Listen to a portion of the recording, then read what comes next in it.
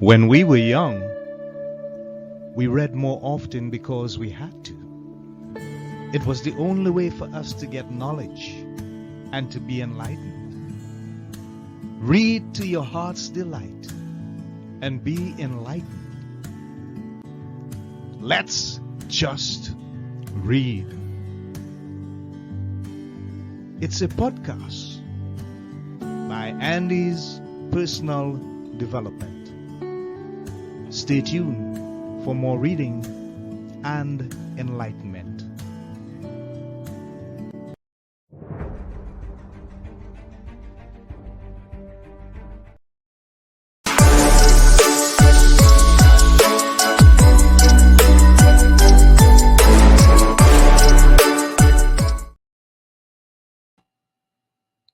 Hi, and welcome to this edition of Let's Just Read. This episode is entitled The Complexities and History of the Gaza Conflict with Robert Cook, and he's our guest live in the studios, and he's waiting anxiously to be introduced so that he can tell you about his amazing sequel of writing that he has done over the years, culminating with his last publication entitled The Madhi. So, let me introduce you to Robert Cook. He is a U.S. veteran, a Western civilization expert, public intellectual historian, and the author of The Mahdi, a new release timely thrill novel. He's an Eagle Scout shooter, soldier, entrepreneur, venture capitalist, and a vintner author. And he's also challenging the world with his new characters, offering a positive portrayal of a Muslim main character and raising awareness about the Gaza conflict through his fiction writing. So, without further ado, let's introduce our guest live on Let's Just Read, author Robert Cook. Welcome, Robert. Thank you. Okay, good. It's good to have you. And we appreciate you and the work that you've been doing with regards to your fictional writing and your publications. So tell us a bit about your very colorful history, Robert, and how it ended up in you being an author, particularly focusing on that level of fiction that you have so successfully wrote over the years. Well, it was back in, I think, October of 18 that I read an article in The Economist that discussed the confiscation of West Bank lands by the Israeli government, and the World Court and the U.S. and everybody else said, no, that's a bad thing. You can't do that. And I thought, well, maybe there's a story here.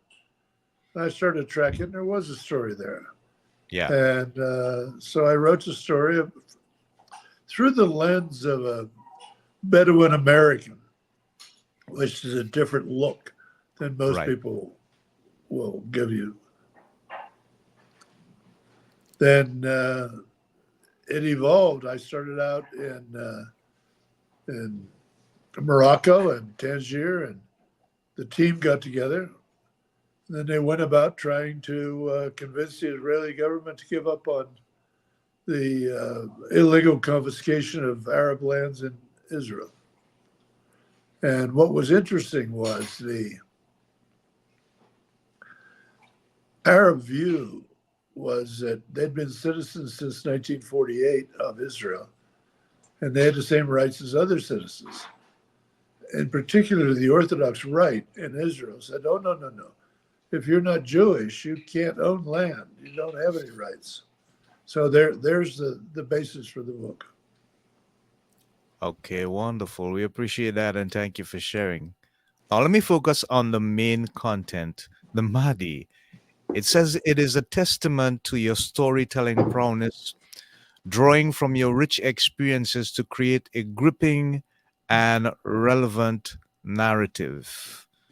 Would you describe that as your style of writing as well, Robert? I certainly try to make it gripping and exciting. It's a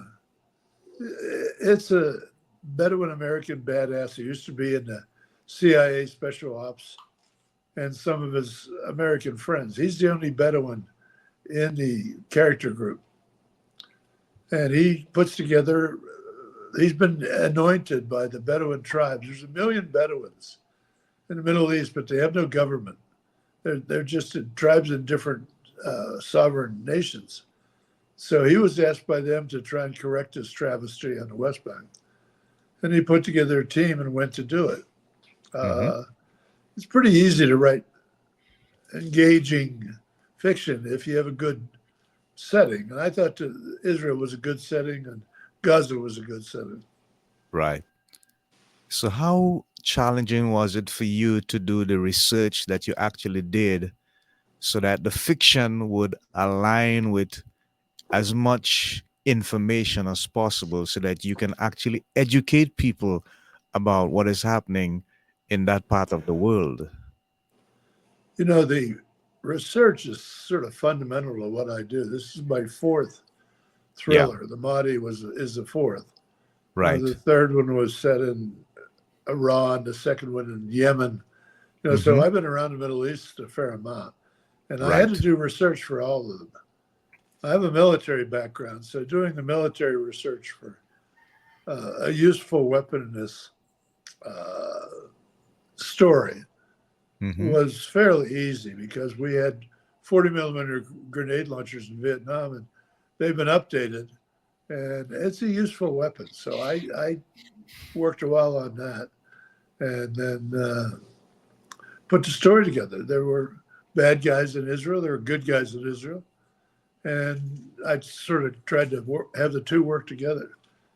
And there were two elements of science fiction that I did some research in and knew something about already. The first was the electromagnetic pulse, which was a nuclear blast that turns out the lights.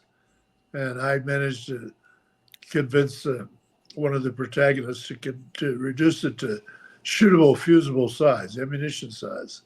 So that was a big part in shutting out the lights in Australia. Uh, the second part was working more. I've been working 10 years on artificial intelligence and chatbots, and there is really a boss chatbot in this story. She is very capable. So we used her to break down all the communications, read their encrypted email, all that kind of thing. So it ends up being a fun story. Yeah, sounds wonderful. And how long ago did you publish the last one in the sequel? This one was published on April 15th of 24, so it's new. Yeah. And there are about 3 or 4 years between them. Okay. I don't write to make money. I write to have a good time and tell a story. Yeah. And so the second one was about 5 or 6 years ago. One before that was 3 or 4 years earlier. And each time you do the research, you pick up your computer and you tell the story. And you have done it wonderfully, Robert. Congratulations. Thank you. Is there a possibility, you're welcome, of a mini television series or movie in the making based on the writings that you have done? I would guess there is. I haven't pursued it, but Mm-hmm. the story is current, current as of this morning kind of thing. Okay. Uh, the Yeah. solution that I came up with did not involve a lot of casualties. And certainly the one we came up with as a society does. Mm-hmm. But uh, the solution I came up with has Israel at the end of the book on a path to be the intellectual base of the Middle East. They do the engineering, the education, the medicine, and they go across the Middle East doing the education as a particular goal, educating K through 6. In my opinion, is a way you advance any society. You educate its children. Okay. So, what is the main thrust of the message that you want readers to get from the publication? You speak about education and technology and so on, but from a wider worldwide perspective, what do you want people to actually become aware of or see or know as a result of your publication? I think the complexity of the Middle East, Mm-hmm. and there are uh, several hundred million Muslims in the Yeah. Middle East. There's 6 million Jews in Israel. Yeah. That's a bad match. Mm. There's not enough people, and they get over that by being the military and intellectual hegemon Mm-hmm. of the Middle East. And I want Mm-hmm. people to understand that there is there is a thing or two that can be done to All right. fix the Middle East. Education is way up on the list, and no bullying the way bullying has been going on. Iran bullies people, Israel bullies people. And it appears that Saudi Arabia is in a position that they can help, they can Mm-hmm. enlighten the leader, no matter what you hear about what happened in Turkey. But Yeah. enlighten the leader, he's working hard to bring Saudi and its people up to modern standards. And he's spending a lot of money to do it. And that money can flow across the Middle East if there aren't people shooting each other in a way. Okay. And that's what's going on now. Everybody's shooting everybody. And there is no gain in Yeah. that. Yeah. Wow. That's a stark reality. And thank you for bringing it to the fore, Robert. Well, you're welcome. I say it's an important concept. The world, especially the U.S., we're fighting a war in Ukraine. We're not fighting it. We're just supplying it. Mm-hmm. And we're supplying the war in the Middle East. And we'll see what goes on in the rest of the world, but it's not pretty. We should just all Yeah. get along, educate our kids, have a good Yeah. time. Wow. Yeah, that's true. That's a harsh reality and one that people have to learn to deal with. When you look at your style of writing, who could you compare it with in terms of people that may be well known in the writing or the literary world? Do you take your fervor, your eagerness to write from any particular style of writing of anybody you know that you admire as a famous writer? I admire Lee Child. I write thrillers. I don't write Ah, historical fiction or something like that. I write thrillers, right, right. sex, dialogue, violence. And I like Lee Child. I think he does a good job of it. I like Daniel Silva for a Mm-hmm. slower, more thoughtful Yeah. approach to plots. And he, Mm-hmm. of course, uses Israel in a different light than I do. His protagonist is Israeli. Mine's Okay. Muslim. All right. All right. But Yeah. more than a few. The thriller writers are a good source of inspiration for me. Mm-hmm. Okay. So I just want to bring up something on the screen, and you can see here it's the cover of Cooch. And I'm not suggesting, but I think this is your first publication. Am I correct? It is indeed. All right. How about the cover? How did you arrive at that cover, Robert? Did you get help from your editing or publishing staff, or did you come up with that idea all by yourself?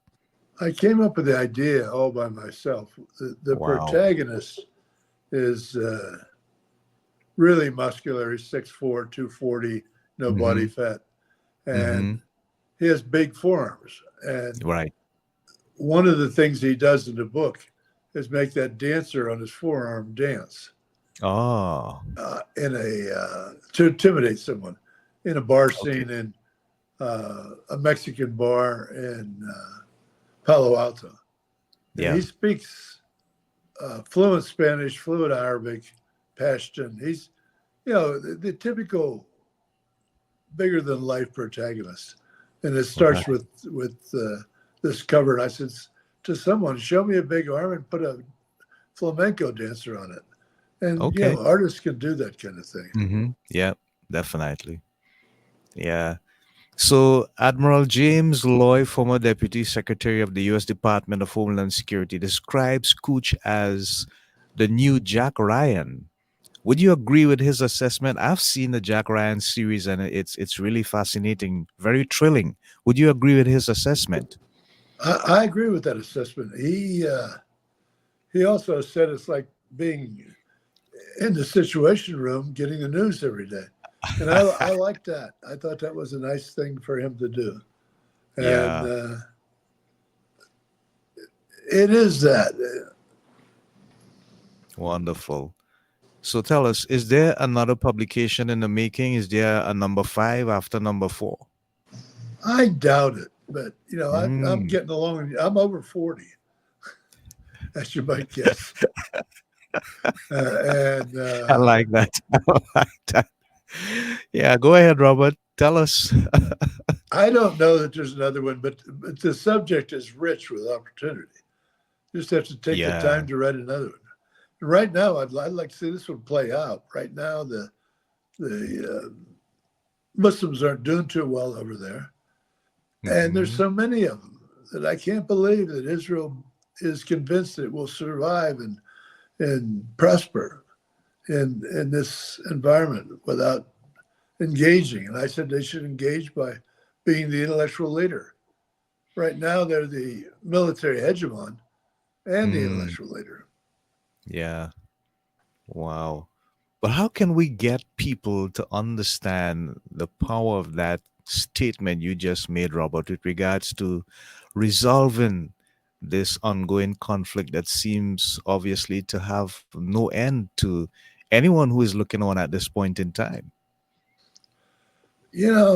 I think it's up to the players on the ground. I think Iran Mm-hmm. has to come around to a different view. That's Mm-hmm. they are the Shiite with the two segments, two different divisions in Islam: the Shiites and the Sunnis. And then Iran is Shiite. Most of Iraq is Shiite, but Mm-hmm. most of the world is Sunni. They need Yeah. to bring that together and make that Okay. one religion. I say in the book that the schism between Sunni and Shiite is apostasy in the eyes of Mm. God, and I believe it Mm-hmm. is. So if they Okay. manage to sort that out, get Iran on the same page as Saudi Arabia, I'm Mm-hmm. sure Israel will be right there saying, "Hey, I can make this work." Yeah. Okay, wonderful. So you're also involved in some level of philanthropy. Tell us a bit about that. What does that mean to you in terms of fulfillment, with regards to how you can give back? It's always been education for me. Uh huh. I did a video of inner city schools in Baltimore with a Mm-hmm. new technology called the Battle for City Springs, and it was on PBS. And I got a sense of the way kids learn. Yeah. And then that didn't go too many places because of the teachers' unions, I suspect. But Mm-hmm. I decided to educate or to find a way to educate the progeny, the children, the offspring of very bright children with financially challenged families Yeah. where they can't afford to send them to Harvard and Yale. And let's Okay. provide a platform where they can learn the same lessons because they're old lessons. You start with Aristotle and you go through the Enlightenment and end up with Susan Sontag, but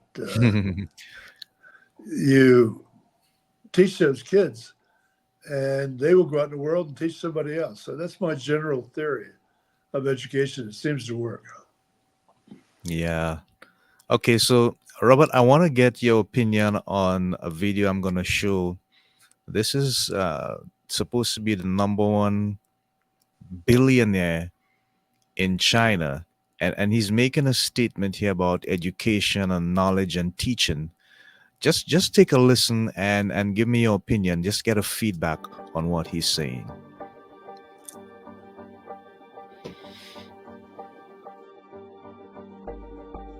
Education, it's a big challenge now. If we do not change the way we teach, 30 years later we become, because the way we teach, the thing we teach our kids are the things the past 200 years is knowledge based. And we cannot teach our kids to compete with machine who is smarter. We have to teach something unique. That is, machine can never catch up with us. Value, believing, independent thinking, teamwork, care for others. These are the soft part. The knowledge may not teach you that. Folks, that's why I think we should teach our kids sports, the music, painting, arts. But making sure humans should be different from everything we teach should be different from machine. If the machine can do better, you have to think about it.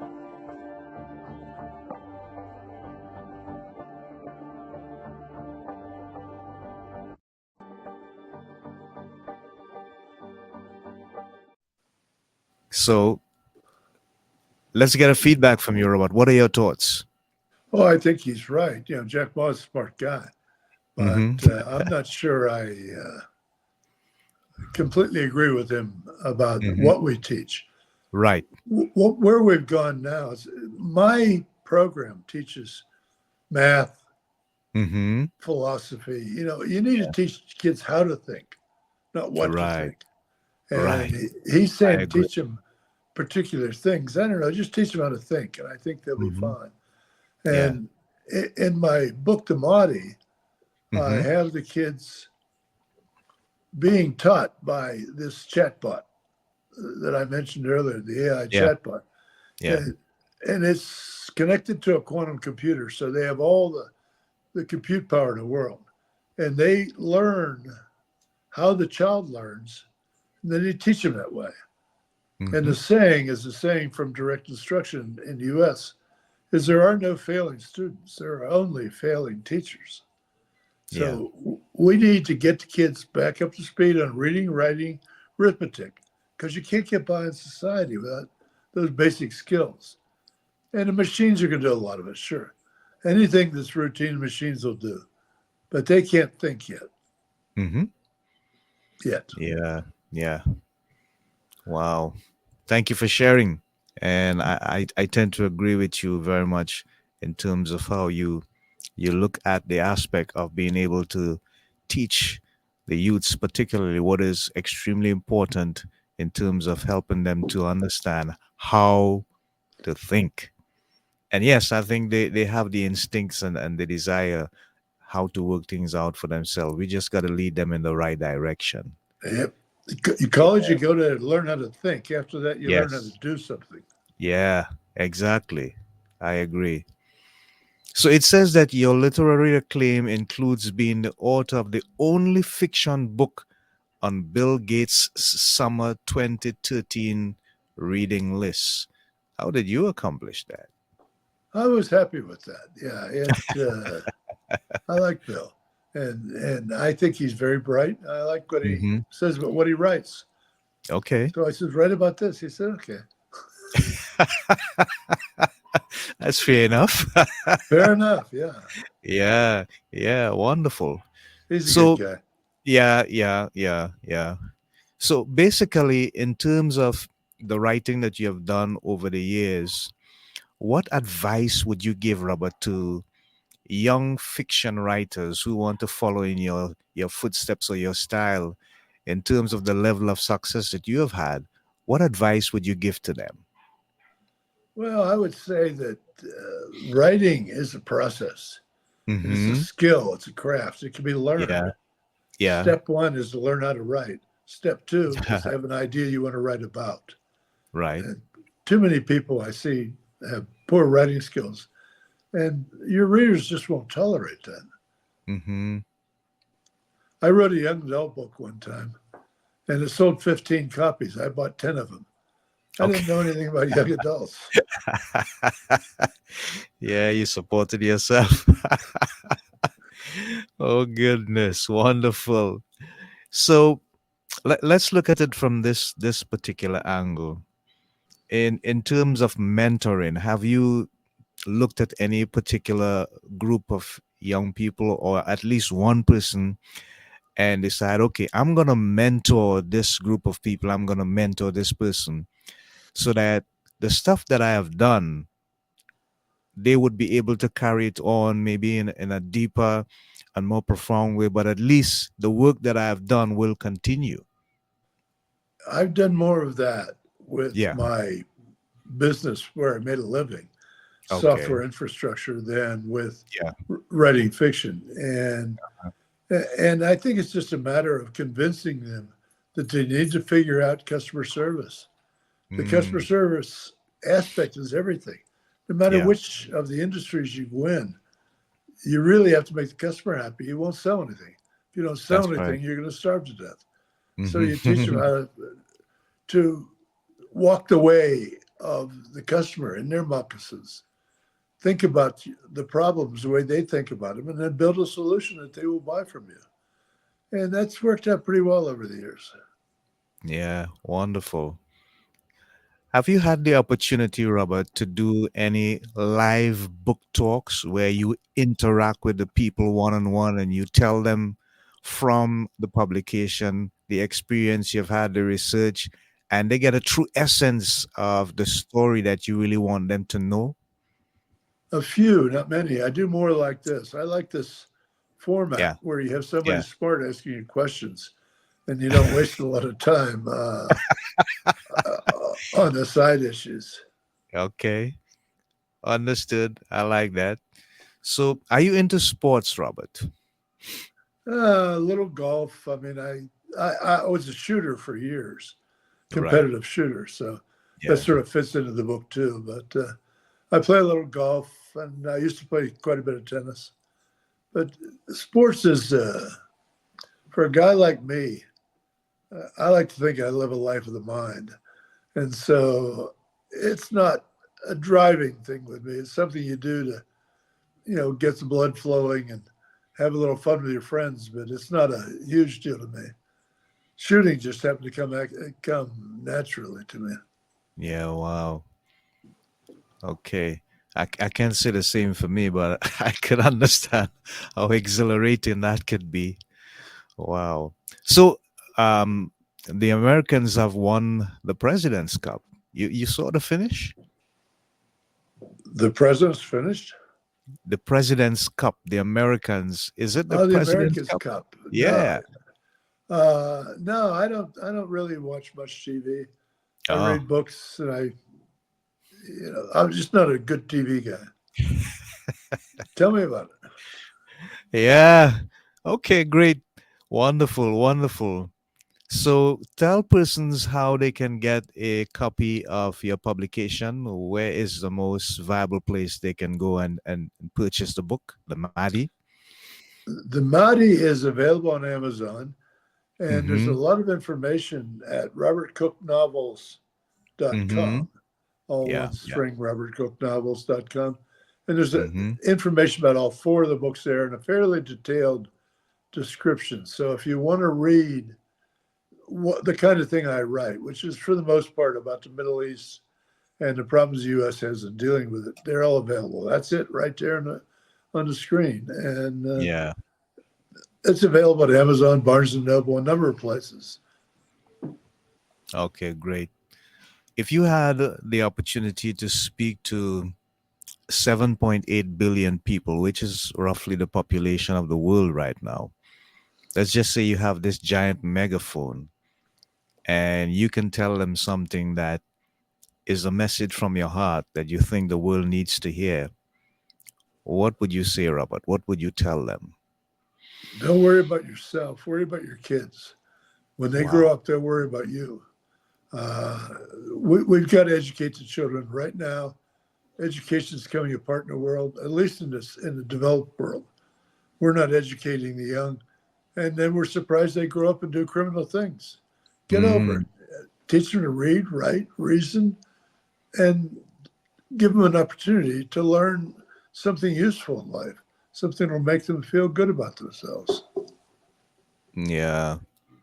And what role do you see community playing in that level of education, because I'm thinking education has to be holistic. It has to go along with the opportunity to teach them about life, lifestyle, culture, everyday history, as well as mathematics and all the other important elements that put it all together. But how about community, where they grow, where they develop, where they learn, where they make friends, and they have this social structure around them? How important and influential is that in the entire education process as well? I think it's very important. I think that without a safe place to grow up, a safe community to support you, there's very little chance to really make a Hmm. big difference. You need a Hmm. community that will help you. And there's a saying that a wise man learns from others' mistakes and a fool learns from his own. That's what Hmm. education is. You learn the mistakes that other people made and how they fixed them. Then when Yeah. you run into that problem, you fix it. And that's how society grows. And I think that's a good lesson for all of the world. Yeah. Wow. Okay, so I'm just gonna put up some stuff on the screen one more time. Just want to make sure that folks get the opportunity to see your publication. Oh, there you are. They should Here I get am. familiar with this face. This is Robert Cook, and this is Cooch. I believe this was his first publication, so get familiar with it, folks. Then we have Patriot and Assassin, Second book. eh, right? And then we have Pulse. Pulse is a good book. That was about Iran. People would Ah, like that book. yeah, and it says IPPY Gold Medal Thriller author Robert Cook. So yeah, you have emblazoned yourself in the upper echelons of achievements with regards to Pulse. And of course, okay, so let me close this off for now. Of course, the last book, let me see if I can get it up on the screen as well, is The Mahdi. And blah blah blah. There we go. There we go. That's it. There it Okay, is. great. Wonderful. There it is. All right. So we have come basically to the end of this episode. Any parting words that you would like to say, Robert, including the fact that we should not care too much about ourselves, be not too obsessed about ourselves, but to teach our children to care enough that they would take care of us. Obviously, you're probably having that experience right now since you're over 40. I Anything am else you'd over like? 40. Appreciate that. Any other parting words before we conclude this episode? You know, the Mahdi, the title came from uh, the supposed successor to Muhammad, and nobody's quite sure what he looks like, who he is, or anything about him. Hmm. But you need a leader. You need to follow a leader that will Yeah, show you the right way. And we yeah. can't just all, zip around doing each one our own thing. We need a program to Hmm. work together. And Hmm. education is that. There's a world Yeah. of learning there.